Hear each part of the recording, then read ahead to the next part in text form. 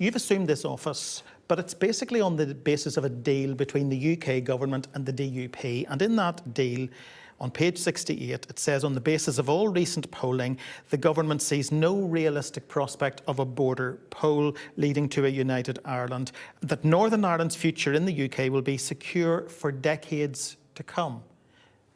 Your party leader says a united Ireland is within touching distance. Decades or touching distance? Which is it? Well, firstly, I believe I'm in the post of First Minister because I received a mandate from the public. They returned me to be elected to this post, and therefore, I regret the fact that for 2 years the DUP stayed out of these institutions and we weren't able to deal with the day-to-day issues, public services, the fact that so many of our public sector workers had to go out onto the picket lines. But thankfully, they've made the right call now. They've decided to come back in, and I welcome that. I welcome that we now have power sharing once again restored, and we've got a very large in-tray of work to get down to in terms of health and education right across all of the portfolios.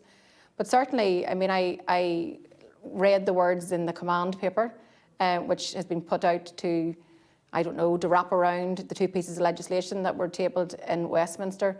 But I would absolutely contest what the British government have said in that document, insofar as my election to the post of First Minister demonstrates the change that's happening on this island. And that's a good thing. It's a healthy thing, because this change, I think, can benefit us all. So when Mary Lou McDonald talks about that it is within touching distance, I believe that we are in the decade of opportunity. And I believe also equally that we can do two things at once. We can have power sharing, we can make it stable, we can work together every day in terms of public services, and whilst we also pursue our equally legitimate aspirations. And I made that clear in the speech today.